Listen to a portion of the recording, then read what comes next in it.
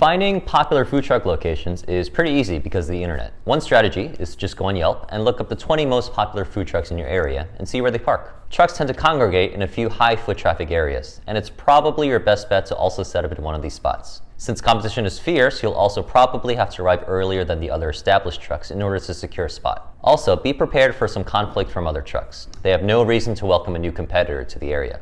Nice fish you got there, Griffin. What are you selling, you bait? Nice face, Hennessy. Yes, me 1, you 0. Hey!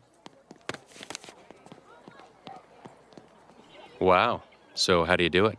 Oh, you're very nice to ask. Some trucks have the opposite strategy and will park where they're the only food truck in sight. They may target a commercial development, for example, and serve the construction workers there. Or it might be in an area that doesn't have a lot of foot traffic, but also lacks restaurants and other food options. With our food truck, we went with the first strategy, which is to find popular food truck spots. It took us about a year of trial and error until we settled on the schedule that we currently have. The main factor should be the number of potential customers in that area and the quality, not the amount, of competition. I make a distinction between quality and amounts because if a place has 5 other food trucks but all their food sucks, you can sit up there and make a killing. It wouldn't matter if there are even 10 food trucks if they're all bad. But if there's only one other food truck there and their food is amazing, don't expect to park there and suddenly steal their customers. They see me rolling, they hating. Depending on your area, you may want to drive to the spot in the wee hours of the morning and wait until a space opens up. In many areas of Manhattan, trying to find parking in the regular morning hours or in the afternoons can be next to impossible, especially when you're trying to park a vehicle that takes up 2 cars worth of space. Therefore, a lot of food trucks in New York will arrive at maybe 2 or 3 a.m. and park.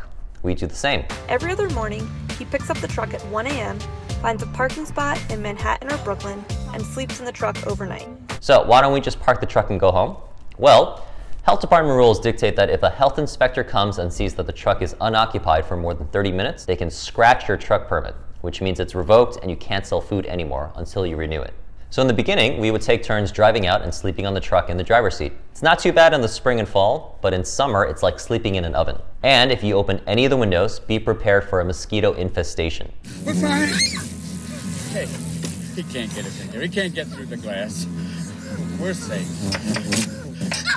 In the winter, it's so cold that your body is shivering the entire time, so it's impossible to fall asleep. If you're ever in the situation, you'll start to feel like you're basically living in your truck.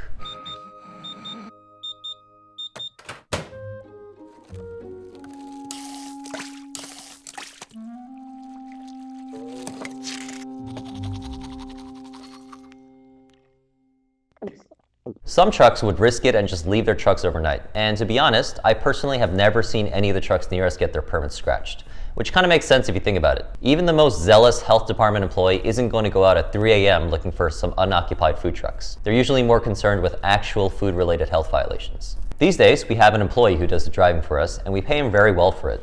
It's a physically tough job and a huge responsibility. Remember, the one employee you always want to keep happy is the one who holds the keys to your entire business and can drive off with it whenever they want. Going back to what I talked about before, you may get into conflicts with other trucks if you start parking in their usual spot, and things can get nasty pretty quickly. On our first day of business, actually, the owner of one of the older trucks there told us to leave because it was their spot. When we tried to explain to him nicely that we just wanted a chance to try out the spot, he actually tried to fight us, like physically fight us.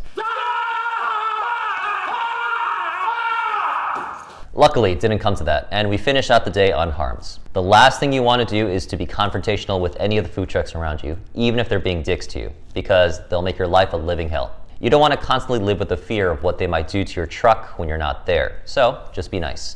At the very least, they might stop bothering you. Expect to get parking tickets, lots and lots of parking tickets. In Midtown Manhattan, it costs $4 an hour for the first hour and goes up by $1 for every additional hour. Since parking meters go into effect at 7 a.m. and we're open until 2:30 p.m., we have to pay for almost 8 hours of parking, which is almost $40. A ticket for not having the parking stub or an expired stub is $65. So if you want to save $25, we have to send one of our employees to the parking meter every hour to get a new stub. And if you're ever in that situation, you better pray that you're not even a minute late.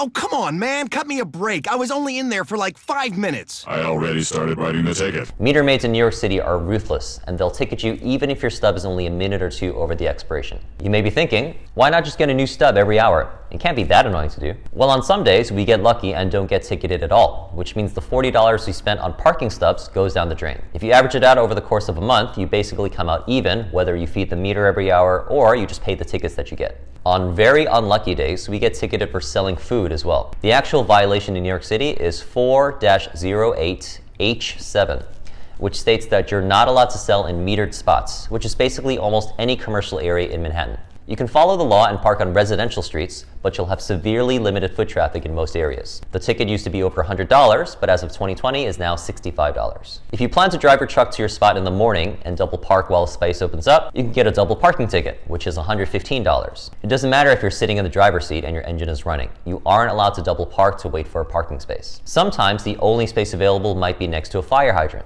If you park within 15 feet of a hydrant, you'll get ticketed. This one is also $115. So in a month, racking up over $1,000 in tickets in Manhattan is actually on the low end. Another thing to watch out for are your city's rules on how far you must be from other food establishments. It can be 20 feet, 50 feet, it all depends on your location. If you're parked within that distance from a restaurant, a deli, or any place that sells food, they can call the police and ask to have you removed. This happened to us a few times early on when we were still figuring out the best places to park. Some police officers are nice about it and will tell you not to park there again. Other officers will tell you to move immediately or they'll tow your truck. To avoid this problem, you could do the obvious and just not park near any food establishments. But this isn't so easy to do if you're in a busy downtown area. If that's the case, you can go speak to the manager or owner of any nearby food establishments and try to get their permission to park near them. Try to be as nice as possible, tell them you won't interfere with the storefront, basically anything you can to ease their mind about having a possible competitor set up close to them. Finally, let's talk about driving.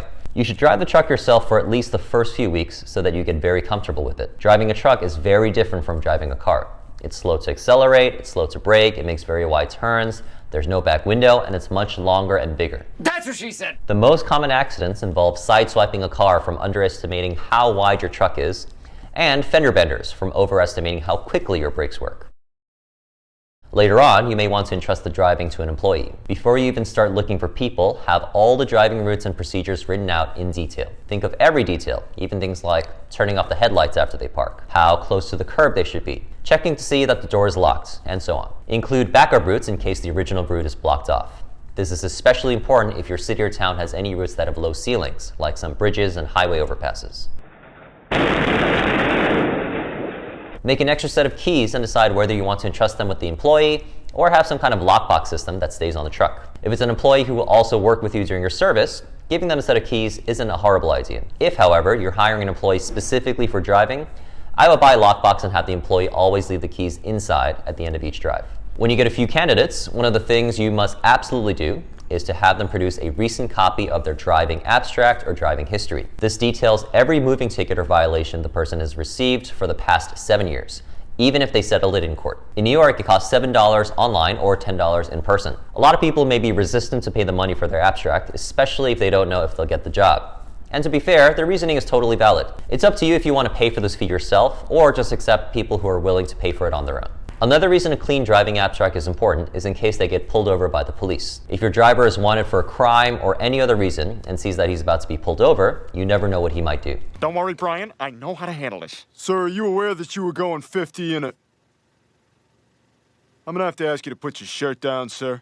Ah, crap. I get the one straight cop in Rhode Island. In terms of pay, you should realize that offering low pay will only attract low quality drivers. People with actual truck driving experience, or even better, a CDL license, won't even apply because they can get better paying gigs elsewhere. Also, the pool of applicants willing to drive at 1 or 2 a.m. is pretty small to begin with. If they also have to sleep on the truck, expect to pay even more than if they were just to drop off the truck at the spot. If the driver just drives to the spot and leaves it overnight, I would pay them maybe for 3 to 4 hours of work. So if you pay a normal truck employee $10 an hour, I would pay the driver at least $30 for the morning drive. If the driver has to also sleep on the truck until the morning, I would probably pay them for a full day's of work, so 6 to 8 hours.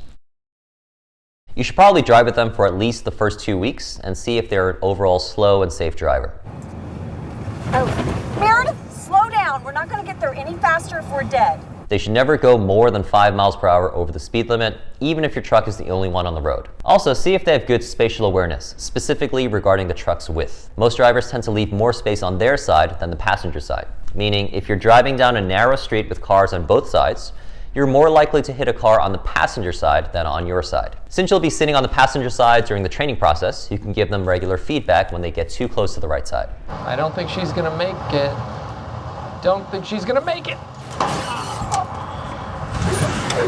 If the driver seems good after a few weeks of supervision, have them drive out on their own, but stay up during the drive in case they call you with questions. Have them call or text you when they park safely.